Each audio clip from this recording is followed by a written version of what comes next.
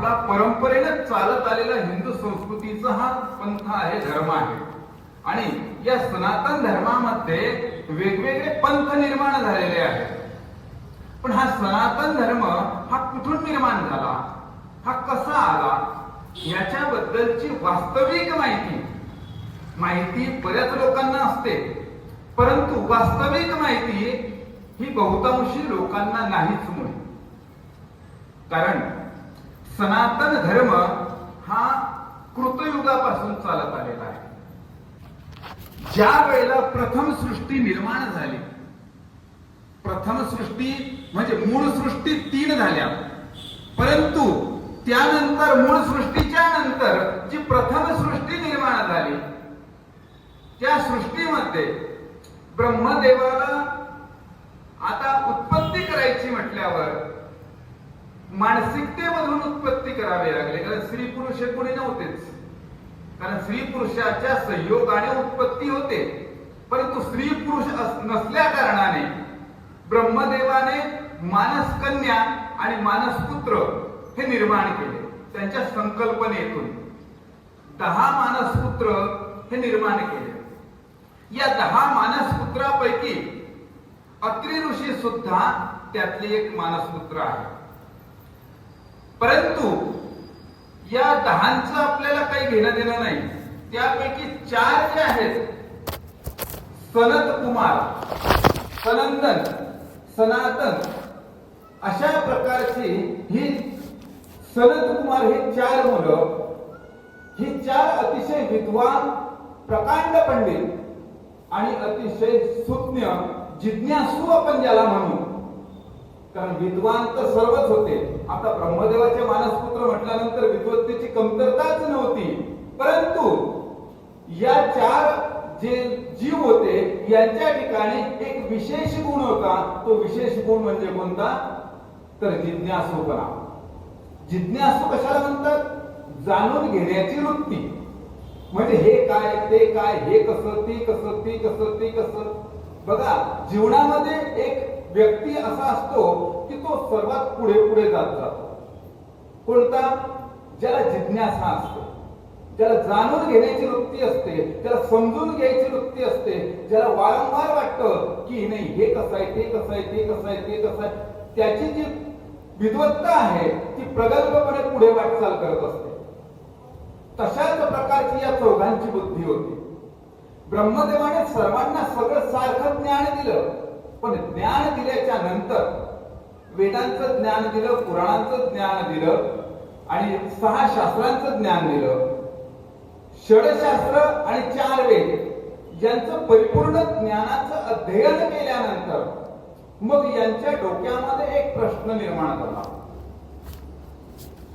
तो प्रश्न असा होता की त्रिगुणाची वेणी उकले कवणे परी. या संपूर्ण या सृष्टीमध्ये सत्व, रज, तम हे 3 गुण सगळीकडे भरलेले आहेत. हे माणसामध्ये सत्व, रज, तम असतं, भूमीमध्ये जमिनीमध्ये सुद्धा सत्व, रज, तम असतं, पदार्थामध्ये सुद्धा सत्व, रज, तम असतं. म्हणजे हे जे 3 गुण आहेत, हे 3 गुण सगळीकडे सामावलेले आहेत. कारण संपूर्ण सृष्टी अष्टमहद्भूतांपासून निर्माण झालेली आहे. पृथ्वी, आप, तेज, वायू, आकाश हे पंचमहद्भूत आणि सत्व, रज, तम हे 3 गुण.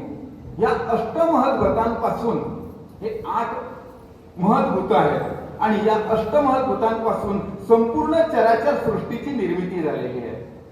आता या अष्टमहद्भूतांपैकी हे जे त्रिगुण आहेत म्हणजे सत्व, रज, तम, या सत्व, रज, तमामुळे काय होतं की परमेश्वराचा जो आनंद आहे हा परमेश्वराचा आनंद आहे निर्गुण आनंद, म्हणजे सत्व, रज, तमाच्या पलीकडचा, याच्या व्यतिरिक्त आहे. परब्रह्म परमेश्वराने सृष्टीची रचना केली खरी, म्हणजे ही कशासाठी केली, आपला जो आनंद ओसांडून वाहत होता, आपल्या जवळ जे आहे, जे जे आपला ठावे ते ते लोका द्यावे, शहानिया करुणी सोडावे सकळ जन, या उक्तीप्रमाणे परमेश्वराजवळचा असलेला जो आनंद आहे तो आनंद आपण या कुणाला तरी द्यावा, या उद्देशाने परब्रह्म परमेश्वराने या चारही पदार्थांकडे पाहिलं. सरांनी सांगितलं की बाबा सांगतील 4 पदार्थ. आता मी पण त्या पदार्थांचं सांगण्यासाठी मी बरोबर तसा मार्ग तो निवडला. आणि हे 4 पदार्थ महानुभाव पंथामध्ये आधारभूत मानल्या जातात. म्हणजे स्तंभ आहे. कुठली इमारत तयार करायची असेल तर 3 खांबांवर तयार होत नाही, त्याला 4 खांब लागतात. मंडप जरी द्यायचा असला तरी त्याला 4 खांब लागतात. आणि त्या 4 खांबांवरती इमारत म्हणा का मंडप म्हणा का काही म्हणा, याला 4 खांब लागतात. आणि तशी संपूर्ण सृष्टी जी आहे ही 4 तत्वावरती ही अवलंबून आहे. हे 4 पदार्थ सृष्टीची मूल तत्व आहेत. ते कोणकोणते? जीव, देवता, प्रपंच आणि परमेश्वर. त्यातला हा जो जीव आहे, हा जीव म्हणजे काय? जीवामध्ये 4 प्रकारच्या खाणी आहेत. जीव म्हणजे एकच प्रकारचा नाही, जीवामध्ये 4 प्रकार आहेत. म्हणजे 4 प्रकाराने जीवाची निर्मिती होत असते. जारद, अंडज, स्वेदज आणि उद्भिद. जारद म्हणजे जारापासून उत्पन्न होणारे ते जारद. अंड्यापासून निर्मिती ज्यांची होते ते अंडज. स्वेदज म्हणजे स्वेद म्हणजे घाम. घामापासून त्याची निर्मिती होते. उवा, लिखा वगैरे काय असतील, फंगस वगैरे, बुरशी, ही जे असतं तर ते काय आहे? स्वेद म्हणजे घाम. घामापासून ज्याची निर्मिती होते त्याला स्वेदज असं म्हणतात. आणि उद्भिद शेवटचं. उद्भिद म्हणजे काय? तर बी आणि जमीन. बियाण्यापासून आणि जमिनीपासून, म्हणजे जमिनीवरती बियाणं पडलं, त्याला पाणी मिळालं की त्याच्यापासून जे निर्माण होतं त्यालाही आपण सजीव म्हणतो. म्हणजे त्याच्यामध्ये काय आहे? जीव आहे. म्हणून तो काय होतो? तो उद्भिद. भूमी उदकाचेनी संबंधे. जमिनीचा पाण्याचा बीजाशी संबंध आला आणि त्याच्यापासून जी निर्मिती झाली त्याला उद्भिद असं म्हटलं जातं. अशा प्रकारचं जारद, अंडज, स्वेदज आणि उद्भिद यांच्यापासून ज्याची निर्मिती होते त्याला जीव असं म्हटलं जातं. म्हणजे जीवाच्या ह्या 4 खाणी आहेत निर्मितीच्या. आता दुसरा प्रकार म्हणजे देवता. देवता ह्या अशा आहेत की यांना जन्म मृत्यू नाही. ह्या जन्माला येत नाही, ह्या अवतार धारण करतात. काय होतात? तुमच्या मनोकामना पूर्ण करण्यासाठी, तुमची जी कार्य आहेत ती करण्यासाठी देवता ह्या पृथ्वी तलावरती अवतीर्ण होतात. म्हणजे वरून खाली येतात. आणि तुमची जी कार्य आहेत किंवा आपल्याला जो धडा शिकवायचा आहे तो धडा शिकून परत आणखी निघून जातात. अशा या देवता त्या जन्ममृत्यूच्या बंधनामध्ये त्या बांधल्या जात नाही. जन्ममृत्यूच्या बंधनामध्ये कोण बांधला जातो? तो हा मनुष्य, हा जीवात्मा. कारण कर्मानुबंधीनी मनुष्य लोके. कर्माच्या बंधनामध्ये जो अडकतो तो हा मनुष्य जीव, हा तो त्या ठिकाणी अडकला जातो. देवता त्याच्यामध्ये अडकत नाही. त्यांचं कार्य संपलं म्हणजे ते निघून जातात. त्यानंतर प्रपंच. प्रपंच म्हणजे काय? तर तुम्हा आम्हाला राहण्यासाठी जी व्यवस्था, डोळ्यांनी दिसणाऱ्या सर्व काही गोष्टी ज्या आहेत याला प्रपंच असं म्हणावं. म्हणजे सत्व, रज, तम आणि पृथ्वी, आप, तेज, वायू, आकाश यांच्या मिश्रणाने डोळ्यांनी दिसणाऱ्या सर्व काही ज्या गोष्टी निर्माण झाल्या त्याला काय म्हणावं? प्रपंच असं म्हणावं. कारण असे ते दिसे आणि दिसे ते नासे. म्हणून प्रपंचाला नाशिवंत म्हटलेलं आहे की नाशिवंत देह जाणार सकळ आयुष्य खातो काळ सावधान. हे जे नाशिवंत देह आहे तसा प्रपंच संपूर्ण कसा आहे? देह जसा नाशिवंत आहे तसा प्रपंच संपूर्ण नाशिवंत आहे. म्हणून परमेश्वराला जो आनंद द्यायचा आहे आणि चौथा पदार्थ सांगितला तो म्हणजे परमेश्वर. जीव, देवता, प्रपंच आणि परमेश्वर. कुठल्याही संप्रदायामध्ये, कुठल्याही धर्मामध्ये जर आपण गेलात तर परमेश्वर हा एकच मानला जातो. आहे का नाही? इथे वारकरी संप्रदायाच्या सुद्धा लोक असतील आणि त्यांना मी विचारू इच्छितो, परमेश्वर किती आहे? किती आहेत परमेश्वर? एकच. आणि देवता या शब्दामध्येच आपल्याला उत्तर मिळून जातं. देवता या शब्दामध्येच कारण देवता हा शब्द अनेक वचनी आहे. आपल्या वारकरी संप्रदायामध्ये त्याला 33 कोटी असं म्हटल्या जातं. तर म्हणजे त्या किती झाल्या? अनेक झाल्या. मी त्याच्यावर सांगत नाही की 81 कोटी आहे का 33 कोटी आहे, ते ज्याचा त्याचा समज आहे आणि ज्याला जसं मानायचं तशा पद्धतीने तो मानू शकतो. आणि म्हणून या ठिकाणी देवता म्हटलं म्हणजे अनेक आल्या आणि परमेश्वर म्हटला म्हणजे एक आला. आणि सृष्टीचा निर्माता नियंता हा कोण आहे? एकच आहे आणि तो म्हणजे परमेश्वर. तो जो परमेश्वर आहे त्या परमेश्वराला आपला आनंद देण्याची इच्छा निर्माण झाली म्हणून त्यानं प्रथमतः देवतेकडे पाहिलं आणि देवतेकडे पाहिल्यानंतर ती जी देवता आहे ती त्या परमेश्वराला असं दिसलं की ही सत्व रज तम या त्रिगुणाच्या बंधनामध्ये अडकलेली आहे. सत्व रज तम या त्रिगुणाच्या बंधनामध्ये अडकलेली आहे आणि त्यातून त्या जोखडातून ती मुक्त होऊ शकतच नाही. आता मला सांगा, मीठ हे कसं आहे? त्याला आपण काय म्हणतो? गोड म्हणतो. मिठाला काय म्हणत असतो? गोड म्हणतो. कारण मिठाशिवाय जेवणाला रुची येत नाही, चव येत नाही. आणि दूध कसं आहे? दूध पण गोड आहे आणि दुधाचा आणि मिठाचा जर संपर्क आला तर काय होईल? दूधही गोड आहे, मीठही गोड आहे, पण दुधाचा आणि मिठाचा जर संबंध आला तर काय होईल? नाश पावेल. म्हणजे त्याची चव लागेल का आपल्याला? आपण जर म्हटलं हेही गोड घेऊ तेही गोड घेऊ आणि सगळं आपलंच करू, आपण म्हणजे द्यायची वृत्ती नसते ना. जीव कसा आहे? स्वार्थी आहे. हेही घेऊ तेही घेऊ तेही घेऊ जर केलं तर काय होईल? नाश पावून जाईल.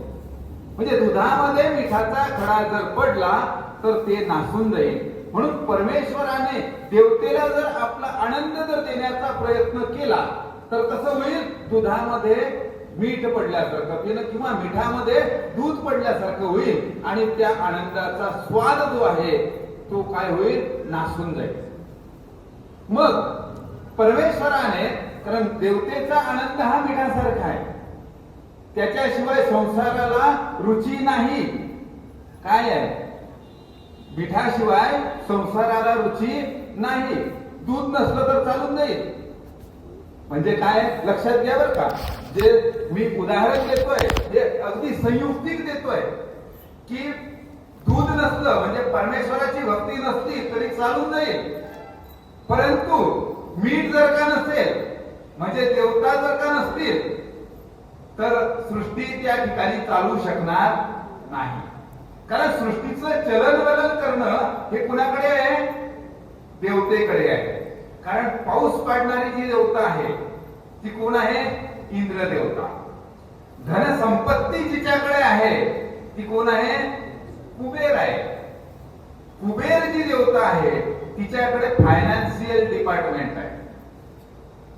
तसं ब्रह्मदेवाकडे प्रजनन करणे हा कार्य आहे, विष्णूकडे पालन पोषण करणे कार्य आहे, म्हणजे हे मंत्री आहेत. आणि त्याच्यानंतर महादेवाकडे संहार करणे, डिस्ट्रॉय, विनाश करणे. म्हणजे कारण उत्पत्ती, लय, स्थिती या तीनही गोष्टी असल्याशिवाय त्याला संसार म्हणता येणार नाही, त्याला प्रपंच म्हणता येणार नाही. म्हणून देवता या मिठासारख्या आहे की जेवणामध्ये मीठ ज्याप्रमाणे असायलाच पाहिजे तरच ते जेवण होईल, नाहीतर अन्यथा जेवण होणार नाही. आणि परमेश्वर हा दुधासारखा आहे. परमेश्वराचा जो आनंद आहे हा दुधासारखा आहे. म्हणून परमेश्वराने विचार केला की हा जर दूध यांना द्यायचं म्हटलं तर ते दूध फाटून जाईल, माझा जो आनंद आहे हा नाश पावून जाईल. आणि म्हणून मग हा देवतेला देता येणार नाही. दुसरा नंबर पाहिलं प्रपंचाकडे. प्रपंच हा जडमूळ आहे. याच्या चलनवलनासाठी कुणातरी शक्तीचा आधार घ्यावा लागतो. जसं मनुष्य देह आहे पण त्याच्यामध्ये जर जीवात्मा नसेल किंवा जीवात्मा त्याच्यातून निघून गेला, शरीर निश्चल होऊन जातं. ते काही उपयोगाला जातं का? नाहीच. मुळात त्याच्यातून आत्मा निघून गेल्यानंतर जो प्रपंचाचं जे देह आहे ते काही उपयोगाचं आहे का? अजिबात नाही. म्हणून त्या प्रपंचाला आनंद देऊन, प्रपंच म्हणजे समजा थोडक्यात हा माईक आहे आणि या माईकला किती जरी अंधारलं गोंधारलं याला प्रेम निर्माण होईल का? याच्यावर कितीही प्रेम करायचा प्रयत्न केला काही उपयोग आहे का? म्हणून प्रपंच हा जड आहे. म्हणून प्रपंचाला त्या दुधाची गोडी देण्यापेक्षा न दिलेलं बरं. म्हणून परमेश्वराने त्यांना सुद्धा तो दिला नाही. शेवटी परमेश्वराला असं वाटलं की हा जो जीव आहे या जीवाला आपण आपला आनंद देऊ. या जीवाला आनंद देण्यासाठी परमेश्वरानं त्याच्याकडे पाहिलं आणि परमेश्वराने त्याच्याकडे पाहिल्यानंतर लक्षात आलं की हा जो आहे हा जीवात्मा अविद्यादी बंधनाने बांधल्या गेलेला आहे. जीवाजवळ काय आहे? अविद्या नावाचा बंध, अविद्या नावाचा साखळदंड. बघा तुम्ही कीर्तनामधून आपल्याला बरेचसे कीर्तनकार लोक सांगत असतील की अविद्या नावाच्या बंधनामध्ये हा जीवात्मा बांधल्या गेलेला आहे आणि त्याला मुक्त करण्यासाठी परमेश्वराने ही सृष्टीची रचना केलेली आहे. आणि ही सृष्टीची रचना करून परमेश्वरानं हा जीवाला ज्ञान दिलेलं आहे.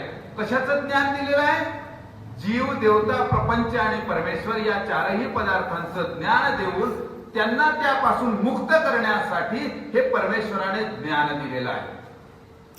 आपण मूळ सृष्टीपासून थोडस बाजूला गेलो होतो की सनत कुमार जे 4 ब्रह्मदेवाचे मानसपुत्र आहेत, या मानसपुत्रांना सत्व रज तम या त्रिगुणाची वेणी उकले कवणे परी या ठिकाणी आपण येऊन थांबलो होतो. आणि तिथून आपण जीवदेवता, प्रपंच, परमेश्वर समजून घेतल्याशिवाय सत्व रज तम तुम्हाला समजणार नाही. आणि म्हणून तो विषय मी थोडक्यात तुम्हाला सांगण्याचा प्रयत्न केला. आता या सनत कुमारांना जो प्रश्न पडला की सत्व रज तम या त्रिगुणाचा जो पगडा आहे हा आपल्या ह्या जीवाच्या संपर्कामध्ये आहे आणि या जीवापासून त्याला जर मुक्त करायचं असेल, सत्व रजतमाला जर वेगळं करायचं असेल तर याच्यासाठी आपल्याजवळ काहीही उपाय नाही. म्हणून आपण आपल्या बापाला, आपल्या मानस पित्याला हा प्रश्न विचारू आणि आपला जो संदेह आहे, जी शंका आहे, जी जिज्ञासा आहे ती परिपूर्ण करून घेऊ. म्हणून ब्रह्मदेवाकडे जातात. 4ही मुलं ब्रह्मदेवाकडे आल्यानंतर मग ब्रह्मदेवाला प्रश्न करतात की तात त्रिगुणांची वेणी उकले कवणे परी. या सत्व रजतम या तिघांपासून मुक्त होऊन परमेश्वराचा निर्गुण आनंद आम्हाला प्राप्त करून घेण्यासाठी तुमच्याकडे काही उपाय आहे का? आता ब्रह्मदेवालाच काही माहिती नाही तर म्हणजे थोडक्यात एक म्हण असते की आडात नाही तर पोऱ्यात कुठून येईल. एखाद्या विहिरीमध्ये जर पाणी नसेल आणि आपण बादली बांधून जर दोर त्यामध्ये सोडला, बादली जर सोडली आणि ती किती जरी आदळली तर त्याच्यामध्ये पाणी येणार आहे का? त्याच्यामध्ये पाणी येणारच नाही. त्याच्यामध्ये पाणी नाहीच कुठे तर येईल कुठून? मग ब्रह्मदेवाकडे त्या प्रश्नाचं उत्तरच नाही. ब्रह्मदेव उत्तर देईल कुठून? त्यावेळेला ब्रह्मदेवाने डोळे मिटले आणि डोळे मिटून या सृष्टीचा जो कोणी तात आहे, या सृष्टीचा जो कोणी तात आहे, जो कोणी पिता आहे, म्हणजे ज्याने या सृष्टीची निर्मिती केलेली आहे, तर त्याने या ठिकाणी येऊन माझ्या या संकटाचा परिहार करावा अशी मनोमन फक्त प्रार्थना केली. आणि प्रार्थना केल्यानंतर काय झालं? ब्रह्मदेव ज्या वाहनावरती बसलेले होते, ज्या रथावर बसलेले होते, त्या रथाला चालवणारा, ज्या रथाला ओढणारा जो पक्षी होता त्याचं नाव होतं हंस पक्षी. बघा, ब्रह्मदेवाचं वाहन कोण आहे? हंस पक्षी.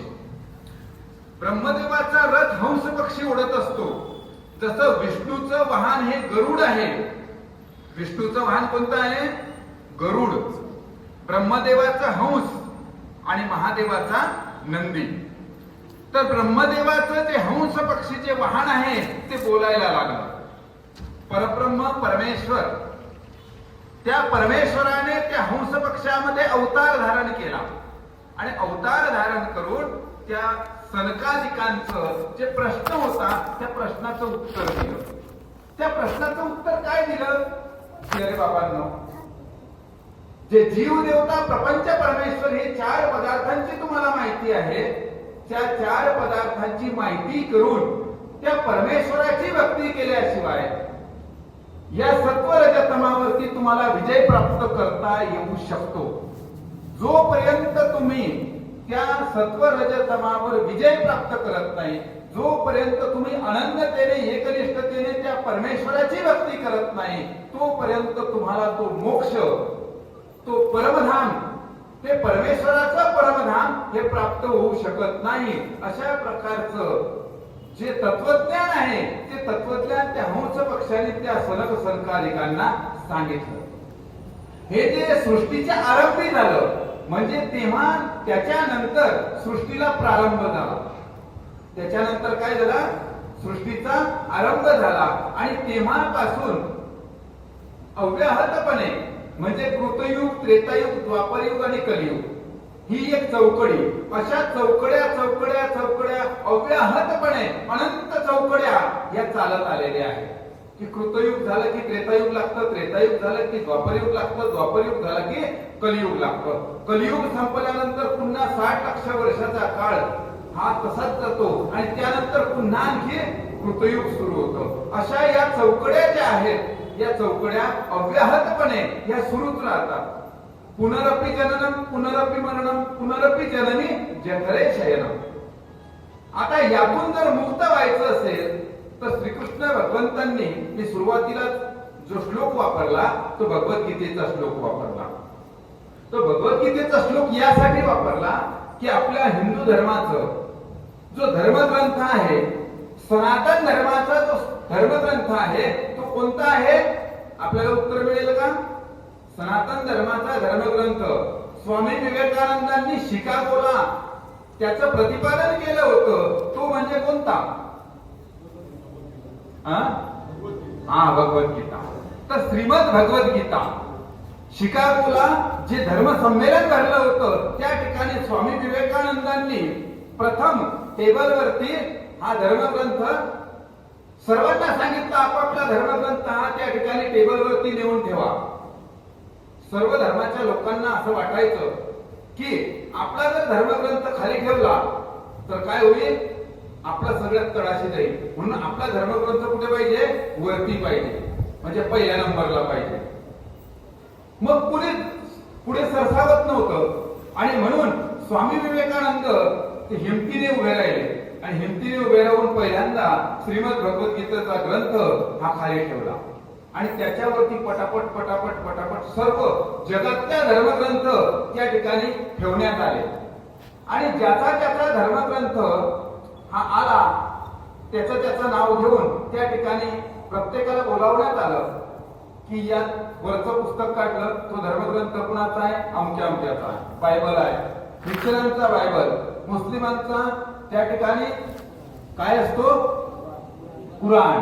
अशा प्रकारे सर्वांचे जे धर्मग्रंथ आहेत ते धर्मग्रंथ त्या ठिकाणी आणण्यात आले आणि त्याचं जे महत्व आहे ते सांगण्यात आलं.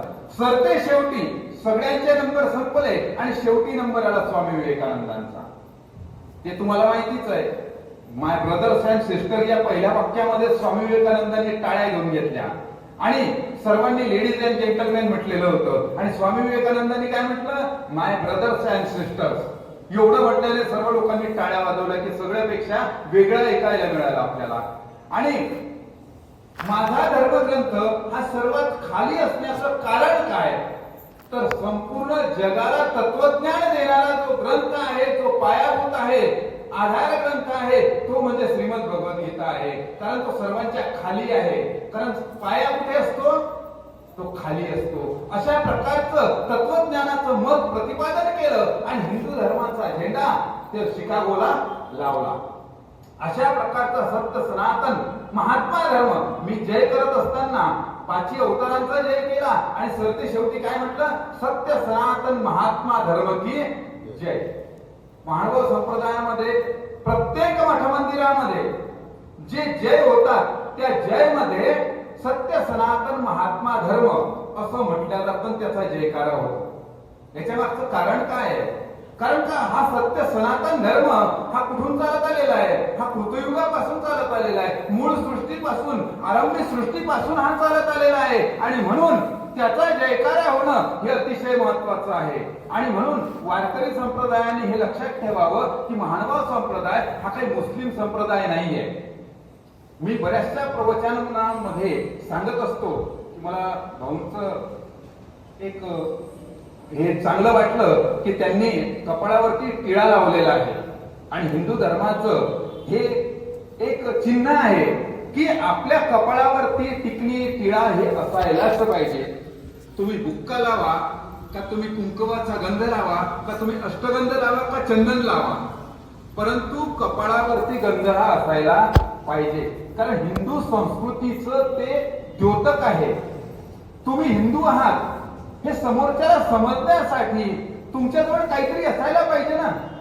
जसं एखाद्या विवाहित स्त्रीच्या गळ्यामध्ये मंगळसूत्र पाहिलं की ती विवाहित आहे असं समजतं, त्याप्रमाणे कपाळावरती जर का टिकली असेल, गंध असेल, तर हा हिंदू संस्कृतीचा उपासक आहे, हा सनातन धर्माचा आहे, अशा प्रकारचं त्या ठिकाणी त्याची ओळख होत असते. आणि ही ओळख असणं आज समाजाला गरजेचं आहे.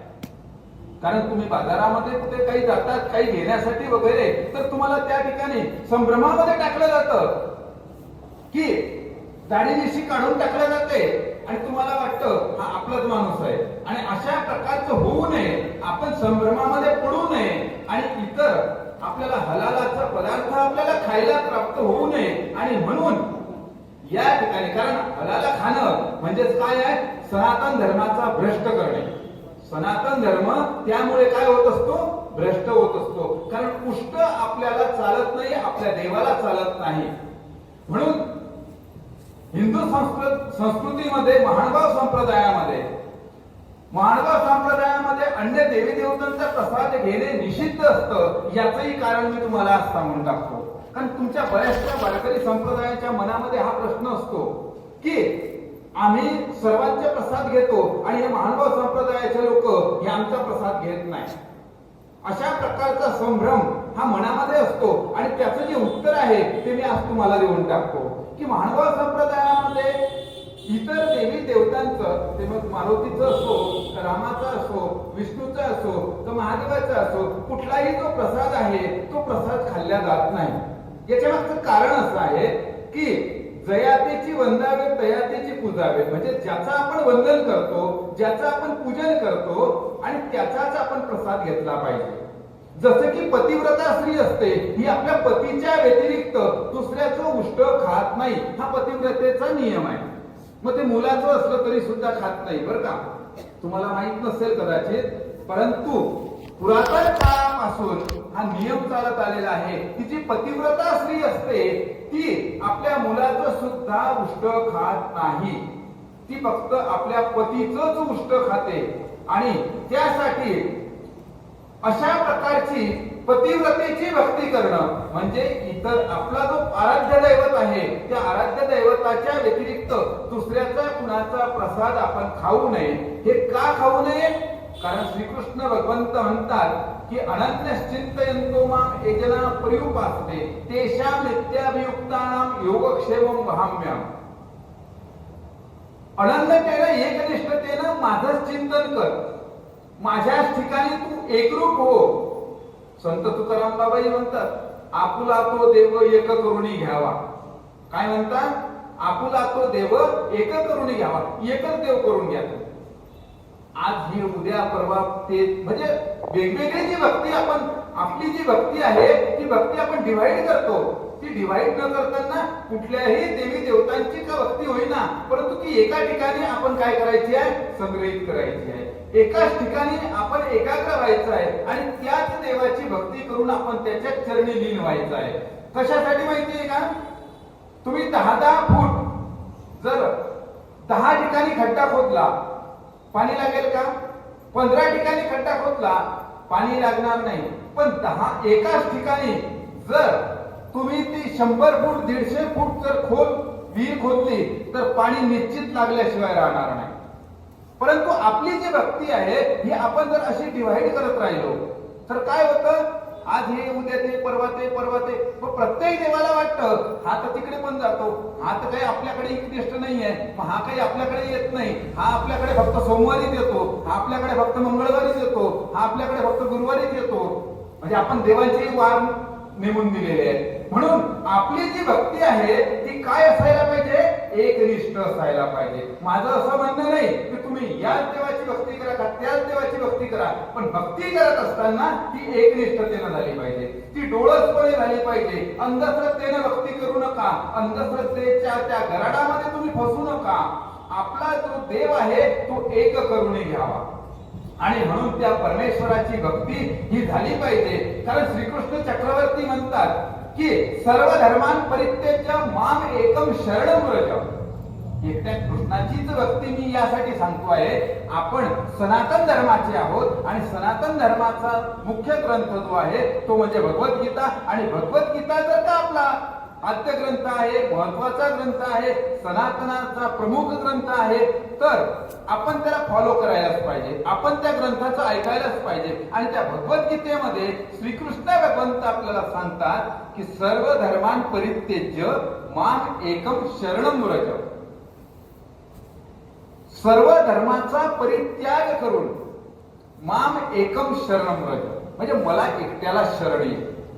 अहम त्वा सर्व पापेभ्यो मोक्षयिष्यामि मा शुचः.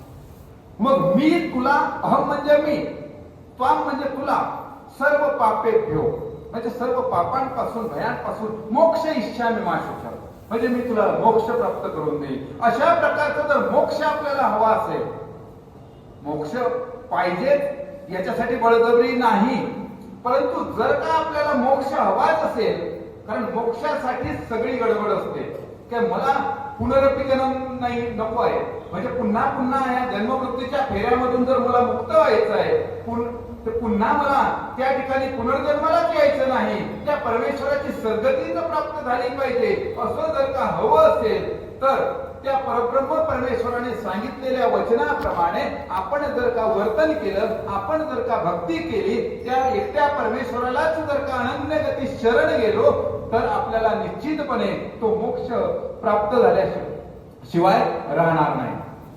त्या परमेश्वराचा मोक्ष प्राप्त करून घेण्यासाठी श्रीकृष्ण भगवंतांनी अर्जुनाला सांगत असताना की माझा हा आज मी तुला द्वापर युगामध्ये हा जो योग सांगतो आहे, द्वापर युगामध्ये मी तुला काय सांगतोय, हे तत्वज्ञान सांगतोय, परंतु मी हा आज तुला पहिल्यांदा सांगत नाहीये. बघा, तुम्हाला सनत कुमारांच्या नंतरच त्या ठिकाणी आणखी पुन्हा हाच जे तत्वज्ञान आहे भगवद्गीतेमध्ये सांगितलेलं द्वापर युगामधलं जे तत्वज्ञान आहे ते श्रीकृष्ण भगवंत म्हणतात की हे अर्जुना, मी हे तुला आता सांगत नाहीये. इमं विवस्वते योगम प्रोक्तवान हमव्यम विवस्वान मनवे प्राह मनुरिक्ष्वा कवे ब्रवे. म्हणजे हे जे तत्वज्ञान आहे, हे तत्वज्ञान मी काय काय कुणाला सांगितलंय, विवस्वानाला सांगितलं, विवस्वानाने मनुला सांगितलं, मनुने इक्ष्वाकुला सांगितलं, आणि ते लयाला गेल्यामुळे आज मला पुन्हा तुला सांगावं लागत आहे. म्हणजे हे त्रेतायुगातले होते. इमं विवस्वते योगम, विवस्वान जो होता हा कुठला होता, त्रेतायुगातला होता. म्हणजे त्रेतायुगामध्येही हे तत्वज्ञान मी सांगितलेलं आहे. मग त्रेतायुगामध्ये श्रीकृष्ण भगवंतांचा अवतार होता का, मुळातच नाही. तिथे कुणाचा अवतार होता, आमचे आद्य गुरु म्हणजेच परमगुरु म्हणजेच श्री दत्तात्रय प्रभू. श्री दत्तात्रय प्रभूंचा अवतार त्या ठिकाणी होता. परंतु श्रीकृष्ण भगवंत द्वापार युगामध्ये सांगतात की इमं विवस्वते योगम प्रोक्तवान हमव्यम विवस्वान मनवे प्राह मनुरिक्ष्वा कवे ब्रवे. इक्ष्वाकू पर्यंत जो तत्वज्ञानाचा जो प्रवाह आहे, हा प्रवाह हा चालत आला आणि त्याच्यानंतर तो लोप पावला. आणि म्हणून पुन्हा आणखी त्या तत्वज्ञानाला चालना मिळावी म्हणून द्वापार युगामध्ये श्रीकृष्ण भगवंतांचा अवतार झाला. आणि द्वापार युगामध्ये श्रीकृष्ण भगवंतांनी भगवद्गीता सांगितल्यानंतर, त्या ज्ञानाचा लोप पावल्यानंतर मग या कलियुगामध्ये मानव पंथाचे संस्थापक, सरांनी बाकीचं सांगितलेलंच आहे म्हणून सरांनी सांगितलेलं मी पुन्हा काही सांगत नाही, आणि त्याच्या व्यतिरिक्त मी तुम्हाला सांगण्याचा प्रयत्न केला की सर्वज्ञ श्री चक्रधर स्वामींनी ही तत्वज्ञानाची जी ओळख आहे आणि जे श्रीकृष्ण भगवंतांनी सांगितलं, जे दत्तात्रय प्रभूंनी त्रेतायुगामध्ये सांगितलं, जे हंसावतारांनी कृतयुगामध्ये सांगितलं, तीच कलियुगामध्ये सर्वज्ञ श्री चक्रधर स्वामींनी सांगितलेलं आहे. कृतयुगामध्ये हंस अवतार झाला, त्रेतायुगामध्ये दत्तात्रय प्रभूंचा अवतार झाला आणि द्वापर युगामध्ये श्रीकृष्ण भगवंतांचा अवतार झाला आणि त्यानंतर कलियुगामध्ये श्री गोविंद प्रभू, श्री चक्रपाणी महाराज आणि सर्वज्ञ श्री चक्रधर स्वामी असे 3 अवतार या कलियुगामध्ये झाले. आणि म्हणून महानुभाव संप्रदाय हा या ठिकाणी पंचावतारांचं स्मरण करत असतो. आता तुम्ही म्हणाल मग त्या कृतयुगामध्ये हंस अवताराचं स्मरण का करत नाही? तर तो अवतार हा मनुष्य वेशामध्ये नसल्या कारणाने म्हणून त्या अवताराचं स्मरण होत नाही. फक्त त्या अवताराचं कार्य त्या ठिकाणी स्मरणात आणल्या जातं. आणि म्हणून ही जी गोष्ट आहे, जी आख्यायिका आहे, ही आख्यायिका या ठिकाणी महानुभाव संप्रदायामध्ये पुरातन काळापासून ही चालत आलेली आहे. 6,500 ग्रंथांची निर्मिती करणारा महानुभाव संप्रदाय हा या ठिकाणी साहित्याच्या बाबतीत सुद्धा अग्रेसर आहे. आणि सनातन धर्म हा खऱ्या अर्थानं टिकवून ठेवण्यासाठी आणखी महानुभाव संप्रदायाचे लोक, सरांनी सांगितलं की ते जमिनीतच पुरतात म्हणून काही लोकांच्या समाजामध्ये मनामध्ये अशी विकृती निर्माण होते की हे आपले हिंदू धर्माचे नाही. कारण हिंदू धर्मामध्ये अशा प्रकारचा एक समज झालेला आहे की ज्यांना जाळलं जातं तेच फक्त सनातनी आहेत आणि त्याच्या व्यतिरिक्त जे काही आहेत ते सर्व काय आहेत, हे सनातनी नाहीत. परंतु असं नाही. आपल्या या संपूर्ण हिंदू संस्कृतीमध्ये सनातन धर्मामध्ये 4 डाग सांगितलेले आहेत. सनातन धर्मामध्ये किती डाग सांगितलेले आहेत? जलडाग, अग्निडाग, वनडाग आणि भूमिडाग. काय आहे? अग्निडाग, वनडाग, भूमिडाग आणि जलडाग. जलडाग म्हणजे प्रेताला दगड बांधून समुद्रामध्ये, तलावामध्ये, नदीमध्ये सोडून देणे, म्हणजे त्याला माशाचा आहार बनवणे, याला म्हणतात जलडाग. अरण्यामध्ये टाकून देणे त्याला म्हणतात वनडाग. म्हणजे हिंस्र प्राणी वगैरे त्यांच्या उपयोगाला तो देह गेला पाहिजे. म्हणजे असा तर मनुष्य काही कुणाच्या उपयोगाला जात नाही, पण मेल्यानंतर तरी कुणाच्या प्राण्यांच्या उपयोगाला गेला पाहिजे असा ज्याचा मानस असतो. अशा प्रकारचे लोक काय करतात की त्या व्यक्तीला वनडाग देतात. आता काही पाहण्यात येत नाही, परंतु पूर्वीच्या काळामध्ये असेल कदाचित आणि म्हणून त्याला वनडाग असं म्हटलं जातं. किंवा ऋषी मुनी हे अरण्यामध्ये त्यांचं देवाचं अनुष्ठान करता करता तिथेच त्यांचा देह गेला. देह गेल्यानंतर कुठलं तरी कुत्र, कुठला तरी प्राणी, कोल्हा वगैरे लांडगे हे येतात आणि त्या जे शरीर पडलेलं आहे त्या शरीराचा उपभोग घेऊन घेतात. म्हणून त्याला काय म्हणतात? वनडाग. आणि अग्निडाग तर आपल्याला सर्वांना माहितीच आहे. आणि भूमिडाग म्हणजे जमिनीमध्ये दफन करणे. अशा प्रकारचे 4 डाग, हे 4ही डाग हे हिंदू संस्कृतीमध्ये आहेत. आणि त्याच्यामध्ये ज्याला जो आवडला त्याने त्या संप्रदायाने तो डाग त्या ठिकाणी आपला स्वीकारलेला आहे. आणि म्हणून महानुभाव संप्रदायाने फक्त हा भूमिडाग यासाठी निवडला की कुठल्याही प्रकारची हिंसा, म्हणजे लाकूड आपण ज्या वेळेला त्या ठिकाणी अग्नी लावतो, अग्नी कोणताही असो, दिवा जरी पेटवला तरी असंख्य जीवजंतूंची हिंसा ही होत असते. आणि म्हणून या जीवजंतूंची हिंसा होऊ नये म्हणून आपण या ठिकाणी हा भूमिडाग हा निवडलेला आहे. भूमिडाग देताना सुद्धा महानुभाव संप्रदाय एक कटाक्षाने पाळतो की त्याला त्या ठिकाणी जमिनीमध्ये काढत असताना त्याच्यामध्ये काय होऊ नये, अळ्या किंवा कोणतेही बॅक्टेरिया हे शरीरामध्ये निर्माण होऊ नये, जंत निर्माण होऊ नये, कृमी निर्माण होऊ नये, याच्यासाठी त्याच्या खाली सुद्धा मीठ टाकलं जातं आणि त्याच्या वरून सुद्धा मीठ टाकलं जातं. त्या शरीराचा जमिनीशी संबंध येऊ नये म्हणून मीठ टाकलं जातं. आणि मिठाने त्याचं जे शरीर आहे, जी चरबी आहे, मांस आहे, रक्त आहे, तर ते मीठ काय करतं? शोषून घेतं आणि त्याला किडे पडू देत नाही. थोडक्यात जर मराठीत सांगायचं म्हटलं तर त्याला किडे पडू नये म्हणून मिठाचा वापर केला जातो. आणि ते कारण किडे पडले म्हणजे ते मरतीलच परत. आणि म्हणून मीठ टाकायची जी पद्धत आहे ही आपल्या या ठिकाणी महानुभाव संप्रदायामध्ये असते. तर अशा पद्धतीनं सनातन धर्म आणि महानुभाव संप्रदाय हा वेगळा नाही. म्हणून या ठिकाणी मला एवढंच सांगायचं आहे की सत्य सनातन महात्मा धर्म की जय हा असा म्हणणारा या सनातन धर्मामध्ये फक्त महानुभाव संप्रदाय हा एकच संप्रदाय असा आहे की तो दररोज प्रत्येक मठ मंदिरामध्ये सत्य सनातन महात्मा धर्माचा जयकारा करत असतो आणि म्हणून महानुभाव संप्रदाय हा सनातनी धर्म आहे.